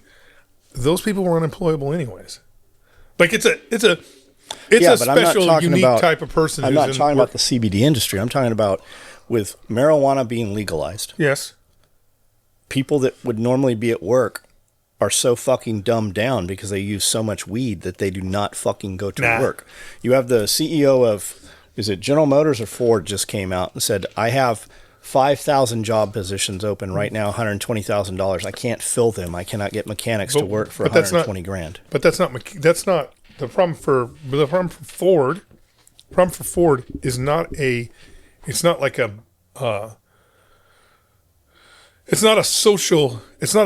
problem of social structure. It's of social engineering. Remember, he's dealing with, we told everybody to go to college. We didn't tell anybody to go to trade school.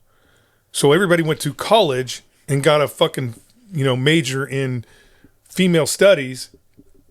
There's just nobody is going through those trade schools. There's no dudes left. Yeah, there's just nobody's going through those. Why would you?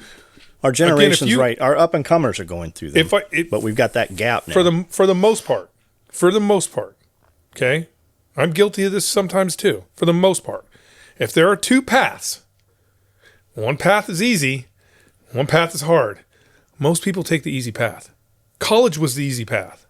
Like officers. Well, I mean, the interesting thing there is most officers. Well, it depends on what school you go to, but most officers that are recruited after they've already made the decision, after they've already been in college. So they're not making the decision to become officers. The military just goes, "Hey, you know how much you're going to get paid as a PE instructor at a local high school? You could come fly F-18s for the Marine Corps." So again, that's the draw there, is you go into college because everybody tells you to go to college. Harder or not harder, at the end of that 4 years, you might be looking at like, what am I going to do? What am I going to do? I have a fucking 4-year degree that doesn't really mean anything anymore. Join the military. And then you join the military, you're in a fucking strong tribe. People are going to fucking salute you and respect you because they have to. Where, if you're a PE teacher, you don't have to get nothing. So again, it's an easy decision, but the difference between a welder and a fucking, female's gender study, one path is easy, one's not. So people want to take the easy path. And so we pushed all these people into these fucking low rent bullshit college educations that aren't worth nothing. They're all now baristas when they should have been welders, or they should have been plumbers, or they should have been car mechanics, where they would have made a really good living and been a valuable commodity. We decommoditized, we basically made people think that those jobs weren't worth anything, and a college education was some sort of fucking miracle dust. All it was a fucking means of moving money. Your college education was underwritten by the government, so the colleges were able to expand their curriculum into fucking areas that mean nothing. And so you got an education in nothing. It's not to say that college education is not worth something. If you go to college if you go to college and get an education in some field that is actually productive and worth something, then that's the path you have to take. But we're not producing more doctors. We don't produce more doctors today than we did 50 years ago, but we're putting more people through college. Because the doctor field is the thing that's going to make money. 90% of the other dumb fucking degrees that people get in college, they don't mean shit. So I don't know where we're going with that, but again, we need to, you're going to make more money in anything that's traditional. Like, again, nurses are never going to get replaced. Doctors might. So doctors may get replaced by AI. Nurses are not. Nurses will be a constant. Why? People will say, well, why would they do that? Why would they? Because remember, a doctor's giving you a diagnosis based off his knowledge. AI can do that now. AI can give you a diagnosis of your problem based off the knowledge that it has on everything. So it can give you probably a better diagnosis.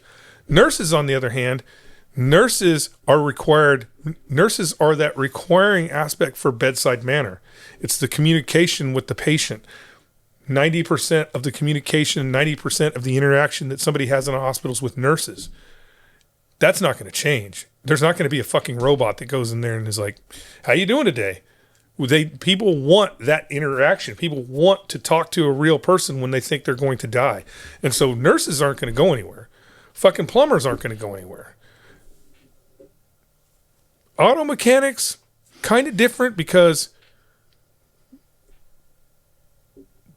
they don't want you to own cars. So the best way to keep people from owning cars is to make cars maintenance unobtainable. They kind of did it to themselves. Because, the big push, if you remember back in the 90s, the big push, 90s and early 2000s was to kill shade tree mechanics.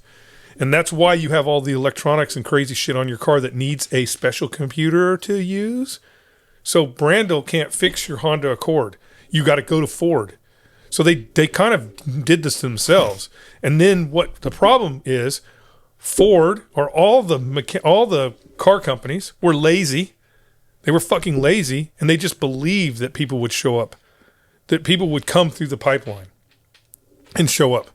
It should have been the car industry, whether it's Ford, Chrysler, Toyota, Honda, whoever. It should have been them at the college campuses going, you're the perfect person to go to this trade school, and we're going to pay you to go to this trade school. If you give us a 2-year commitment or a 3-year commitment, we're going to pay for your schooling. So you can come work at Ford and learn how to do all this cool shit with our trucks or whatever. It's the car industry's fault. They should have fucking seen this coming, and they should have been proactive. But they're not. They're lazy. All they're concerned about is the bottom line and how they can charge $100,000 for a fucking pickup truck. Come on. $100,000 for a pickup truck. It should come with a mechanic. Can Chevy not make a 1986 Yes, they can. half-ton truck anymore? Could they roll out and actually just make a 1986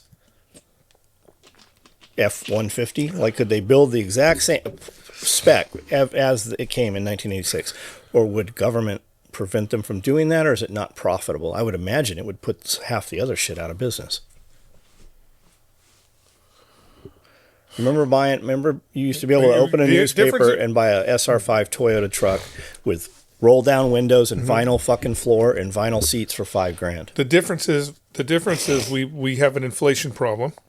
So even if you 1-to-1, it's not going to be $5,000. Yeah, during COVID, when they shut everybody down during COVID, let's just say everything doubled in price except your fucking income. Let's just say that it never evened out. Let's just say that's $10,000, a $10,000 truck now.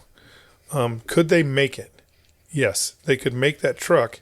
And the interesting part about that is when that truck cost $5,000, they were paying union wages with a ton of people on the line. You have half the people on the line now, so it's mostly machine. So you could, in theory, I bet they could make the S10, just the standard roll-up window S10 for $6,000. When you go buy and still make money. Yeah. Do you know when you go buy a house right now, right? You buy a house from Brandel owns a house. Mm-hmm. He's been paying on the house for 10 years, whatever. When you buy that house loan has to be paid off, and you have to take a new fucking mortgage, right? Yeah. Do you know up until 1981, when Brandel sold you the house, you resumed his loan at his interest rate? In 1981, he'd been paying on his house for 10 years. You just took over the loan at whatever the fucking deal was. You resumed his interest rate at the 5% or whatever he had it financed at. They got together, all the banks fucking pushed all this through. I believe it was in 1981. I can't remember the name of the act. But that's when that shit all changed. And you have Trump talking right now about putting in 50-year mortgages and shit, which that's the headline. What you're not hearing is he's also talking about that mortgage carries with the house. You don't have to refinance that mortgage. That bank just takes him off of there and puts you on there. They're also talking about 10-year car loans now. It can't be that way. There's a couple reasons it can't be. Well, it can't be that way because if you live in the house for 10 years, the equity, there has to be a payoff for the equity. The whole point of buying a house is to create equity wealth. So it can't be just me taking over the mortgage, because then I now have the equity that you put into the house. So there has to be a way. Now I can understand them saying, let's say, for example, I have a 4% loan, and maybe even lower, because I got it during COVID. But like my rate is only 4%. It's a losing, as far as banks are concerned, the loan I have on my house is a losing loan. They are making money, but they're not making any money. It's a losing loan for them. Now I could see them, and again, even banks wouldn't want to do this. I have a 4%. Let's say they're like, okay, you can take some equity out, and then the loan's going to roll over, and Brandel can assume my loan. Banks don't want to do that, because again, my loan sucks for the bank. They're not making any money off of that.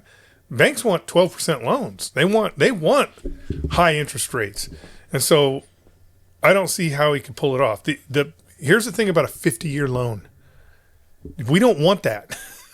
You and I as consumers don't want that. Yeah, we don't want that. You cap that at 20 years, guys, because what it does is, they said you pay $2 million more on the fucking not interest. only that though. If you remember the car crisis right before the pandemic.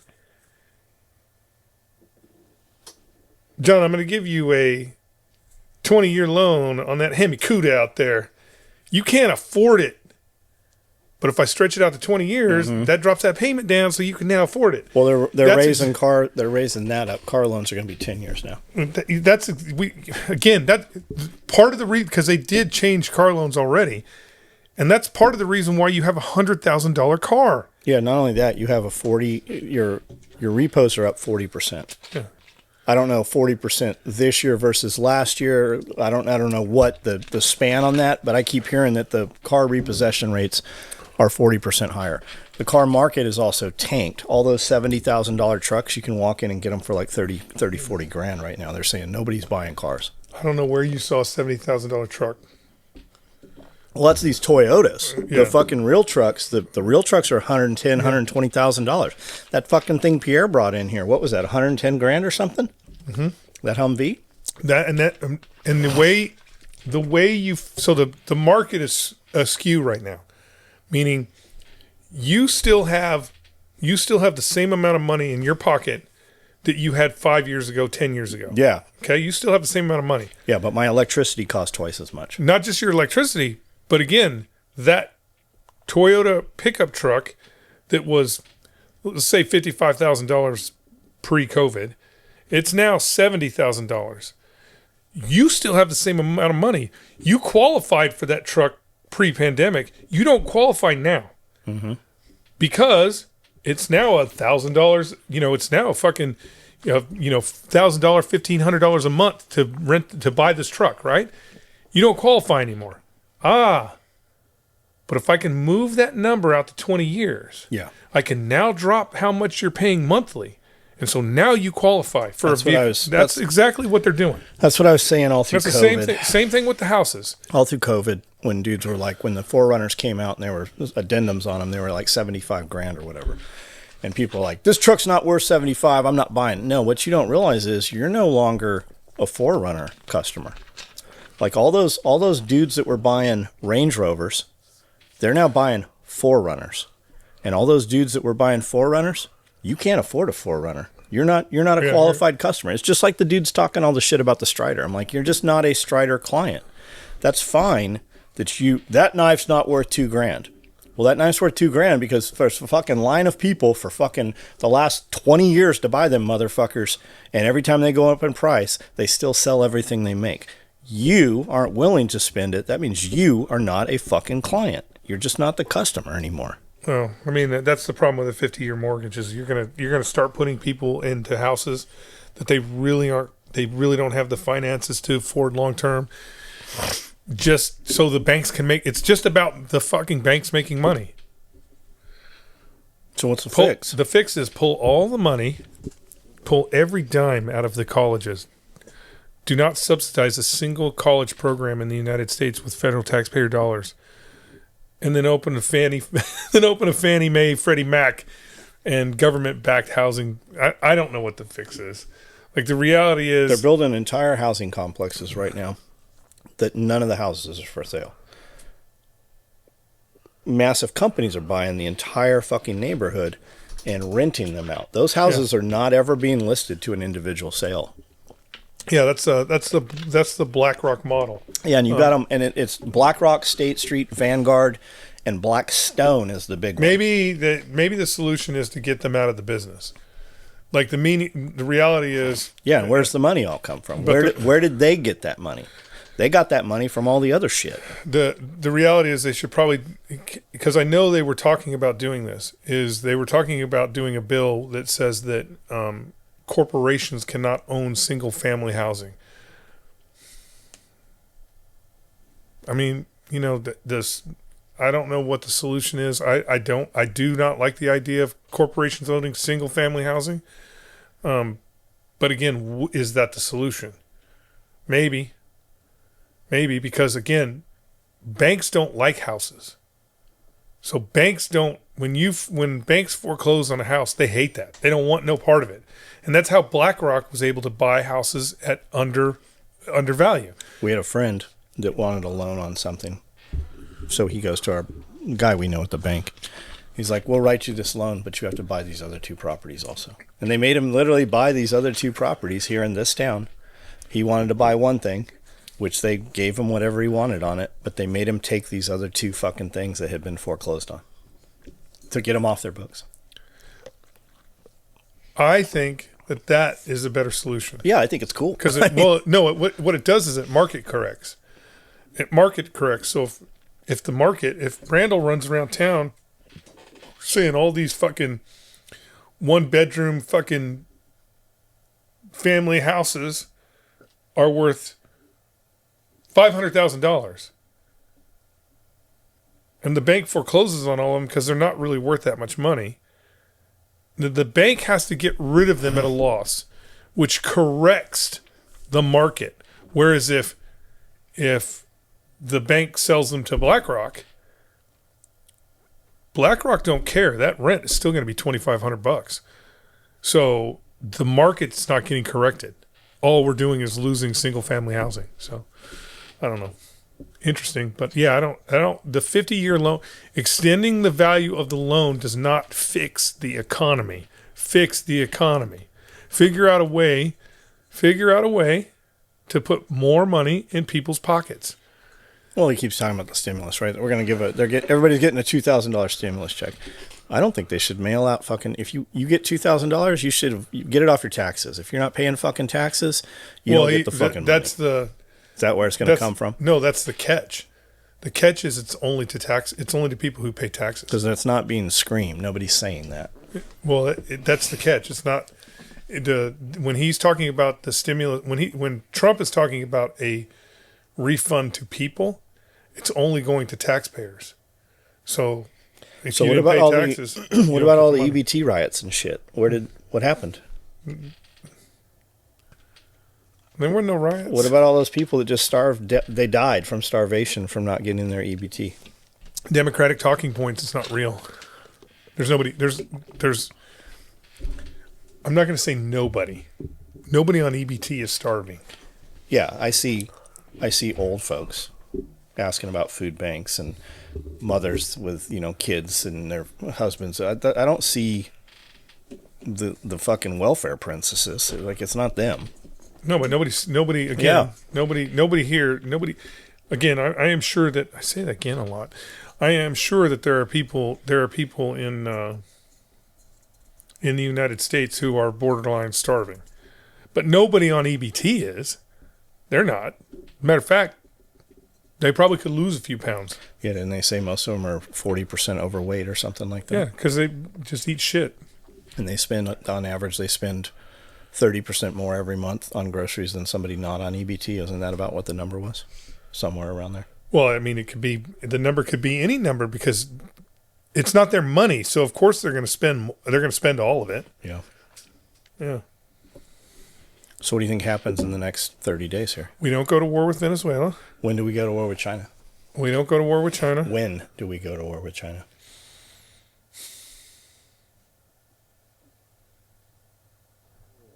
It's supposed to be 25. Now it's been pushed back, right?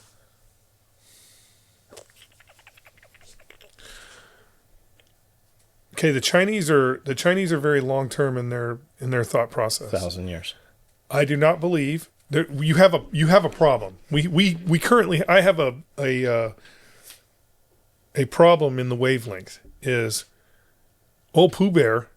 Unfortunately, Pooh Bear is not getting any younger. Pooh Bear is already older. So you got the let it rot kids. Well, no, Pooh Bear. Yeah, he does have the let it rot kids, but Pooh Bear is already older. Pooh Bear was the one that promised that he would get Taiwan back. Pooh Bear is getting older, not younger. I don't believe that Pooh Bear. I am sure.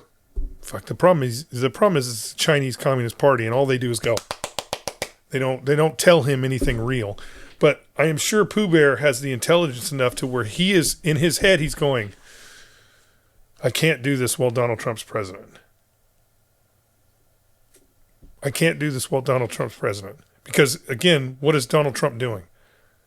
Hate him, love him, whatever. Donald Trump is only trying to make national defense stronger than what it was previously in its former state. So, I think that Pooh Bear has to calculate on whether or not attempting to take Taiwan under a Donald Trump presidency is a smart move. And so he might be holding out until the next election.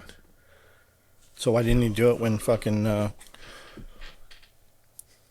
Biden was in? Because he had all kinds of other issues.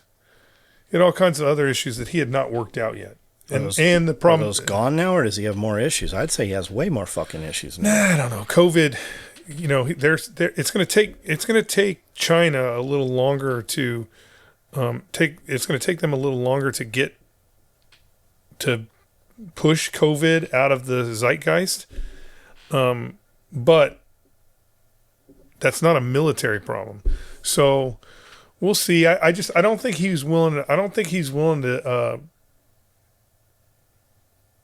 to attempt anything with Trump. Again, we've already shifted our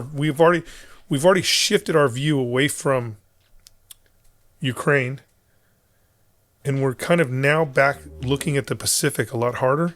I think Pooh Bear is a little nervous about that. I think he's a little nervous about that. Outside of some sort of piece of technology that we don't know about that their fucking communist AI might create, I don't see him pushing the envelope under a Trump presidency. It's a bad move for China anyways. The reality is, if China was smart, which I don't know if they are or not, but if China was smart, they would do the same thing to us that we did to the Russians. That they would just keep pretending that they have all this fucking really crazy ass technology that is better and better to get us to spend our way into the fucking doghouse. Kind of like what we did to the Russians. Well, I think we're already in the doghouse. Yeah, we're fine right now. So, comparatively to the rest of the world, we're doing fine. So, that's what China should be doing, is because, again, I don't think that it's Chinese aggression against Taiwan that really gets us committed. I don't think that's going to be the thing that gets us committed. I think that the attack on the Japanese homeland is going to be the thing that gets us committed, and that is going to end up. China doesn't survive. China's military does not survive at that point. Who's going to attack Japan? China. When?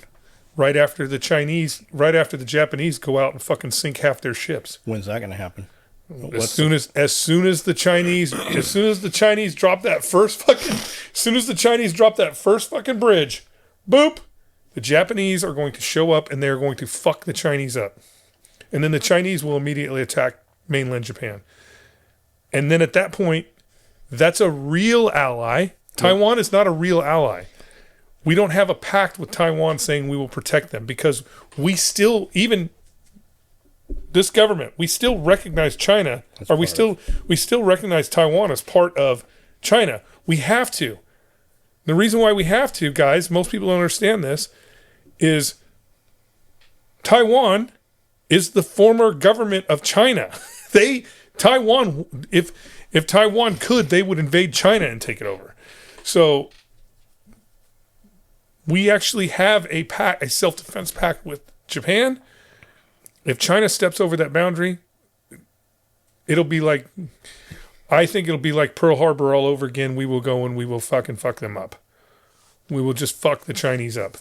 There won't be anything they can do about it outside of tactical nuclear weapons. But I do believe, this is just me, guys. I know, it's crazy. I do believe we will already have those neutralized. That won't be a problem either. That the Chinese, when we go toe to toe with the Chinese, that they will basically sacrifice anything that's coastal to 25 miles. We'll just blow it all up. But you don't see that happening anytime in the next 3 years. No, I don't think it'll happen. I don't think it'll happen. China has too much. The problem is, what most people understand, you can aircraft carriers and fucking stealth, you can throw all that up. China has yet to win a war since the communists took over. You understand? I mean, most people don't understand this. It wasn't the Communist Party who defeated the Japanese during World War II. It was the Chinese Republic that is currently on Taiwan that used all their forces to defeat the Japanese army in World War II, while the communists hid in the hills and waited until that was over to attack the regular republic, the Chinese Republic, which made them have to flee to the island. The Chinese have never won a war. They can't beat the Pakistanis. They can't beat India. They didn't beat Vietnam. They have never won a fucking war. Why? Because they are Chinese. They're Chinese. It's a communist. Communists don't have the capability, because what does he do? They all do the same thing. Even Putin. They kill everybody that tells them something. Like, you can't make the thing. Well, you just get killed because you told him the right thing. You know, a lot of people don't know this, that there were rolling blackouts in China. Rolling blackouts. It was happening for a year. Just power just going off. Pooh Bear didn't know anything about it because everybody was afraid to tell him. It was Joe Biden who was like, man, sorry to hear about your fucking power issues. You want help from America? Pooh Bear peed a little bit when he heard that from Joe Biden, because all his guys were like, everything's perfect. That's the same thing that happens with his generals, everybody. Everything's perfect. We can invade Taiwan. Again, most people don't know this. Taiwan is not just one island. It's a group of islands. And one of those islands is only a mile off the coast of China. Only a mile. And the Taiwanese are still there going like this. Did you just say the Chinese communists can't win, or that communists cannot win? Communists don't win anything anyways. They always lose. Did you hear Patton said we should not have sided and fought with the Russians? Yeah, but we should have fought against the Russians. We should have fought against the Russians. The Germans.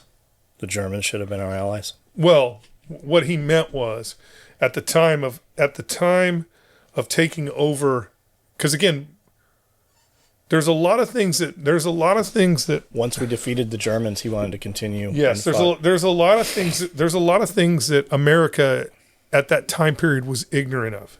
Certain people knew certain things, but most Americans, and when I say most Americans, that includes generals, were ignorant of what the Russians really were. It wasn't until we actually met them on the battlefield. It wasn't until we actually met them on the battlefield and shook hands and danced and drank vodka where people started to be like, they are going to be a problem. Patton identified that very quickly. And yes, Patton was like, let's get these Germans and fucking march over there and finish this battle so we don't have to do it later. Was he right? A lot of things in the world would be different. A lot of things would be different in this world if we would have let Patton go into Russia. How so? Well, I mean, you think from 1947... From 1947 on, we fought a Cold War, maybe 48. Sorry, guys. I don't remember when they got their first bomb. But we fought a Cold War with the Russians and spent billions and billions of dollars to stop the Soviets all around the world. I mean, just think in the national defense realm, we spent trillions and trillions of dollars just to keep the Russians in check. If the Soviet Union didn't exist as a state, if it didn't exist as a state because we had just continued on the fight, that money could have been spent on other things. As a matter of fact, there's a lot of debt that we have. There's a lot of debt that we have today that we're holding on to based off of purchases that we did a long time ago. So even the makeup of the United States would be a lot different. It'd be a lot different. Now, that's not saying that fucking Europe couldn't have fell into some crazy ass different type of conflict and it could have destabilized all of Europe. Maybe so.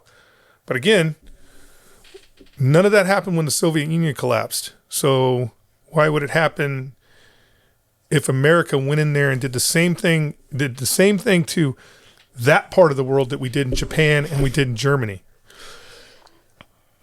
By opening those places up and allowing them to govern themselves and create a economic corridor all through that part of the world. It might have been, I mean, the reality is, if you think about what we did in Japan and Germany, the economic benefits to the Russians themselves would have been way better than what Stalin fucking starved to death 14 million people just for funsies.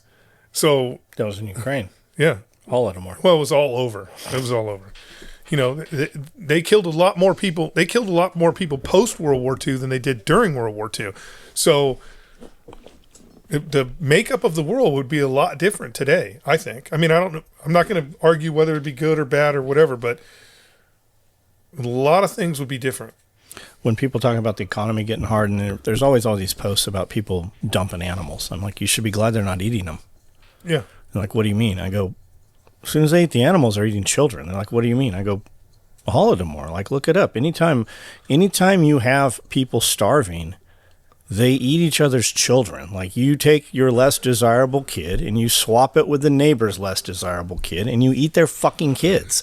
Like, it has happened all through fucking history.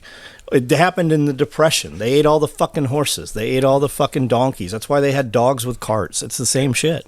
And, like, you're not far from that right now. You just aren't aware of it or don't want to fucking think about it. We're pretty far from it. Yeah, I got it. I mean, we're taking all these fucking cats, and our shelter is so full that they won't take any cats. Are you taking more cats? No, I'm not taking. I have fucking way too many cats. I'm building fences around my garden so the cat can't shit in the garden. No, but like, it's just, we have such weak fucking people now that seemingly every post on Facebook is we've got to rescue these fucking cats. No, you need to suppress 22 fucking rifle or a pellet gun, and you need to kill all those motherfucking cats if it's such a fucking problem. Well, I mean, the reality that people don't want to get around is they don't want to go to work. They want to complain about fucking stray cats. But I mean, even stray cats. The stray cat problem will fix itself. Yeah, absolutely it will. That'll fix it. Nature has a way of. Now it may get extremely out of control for a minute. But then one day you're going to go outside and you're going to be like, where'd all the cats go? Will it though? Isn't there some islands in Australia that are like overran with cats? Where'd they go? Didn't sailors release rabbits? Yeah. And they came back and the rabbits went bananas. The rabbits killed everything on the island because there was nothing to eat. So they introduced cats, and to this day there's still fucking cats. You can hunt cats. on, but again, I think we should be able to hunt them in cities. You can hunt cats in Australia, but again, that's because their environment hasn't exploded enough. The only reason why people hunt animals when they've exploded is because they're tired of what the animals are doing. Meaning, if you eventually, what is going to happen, even in the cat communities, eventually what's going to happen is because there's so many of those animals, one, they're either going to start to starve to death, or two, disease is going to run through the pack and kill 90% of them. So even in Australia, that would work. But the problem is we're like, the fuck is with all these cats or these emus or ostriches or whatever it is we feel like there's too many of, and then we got to kill them. The reality is nature would take care of that eventually. Okay.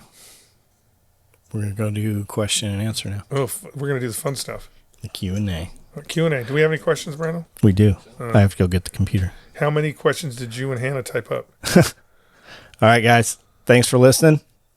Leave some comments on this. We will go through and start looking at some of the comments on these videos and reacting to those video comments. We will see you guys next week.